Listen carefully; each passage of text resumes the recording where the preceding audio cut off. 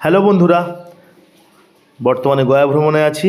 আপনারা দেখতেই পাচ্ছেন আমাদের সকালবেলায় খাওয়া দাওয়ার আয়োজন।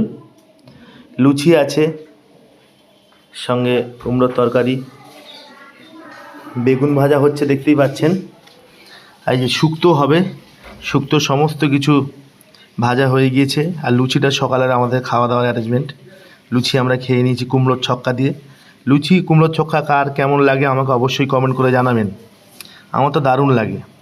আর শুক্তো দিয়ে ভাত খাবো দুপুরে, দারুণ খাওয়া দাওয়া। সঙ্গে বেগুন ভাজা আছে, ডালও আছে, মূলো শাকের ভাজা হবে, তেল পটল হবে, চাটনি হবে। আর এই যে ভদ্রলোককে দেখছেন, উনি আমার মামা, মণিপুর থেকে এসেছে রান্না করতে।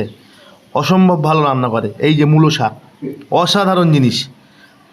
পাটে পাটে সব কিছুই দেখাবো। দেখছেন তো সকালে রান্নার অ্যারেঞ্জমেন্ট আমাদের কত সুন্দরভাবে হচ্ছে। আমরা সবাই আনন্দ করে করি।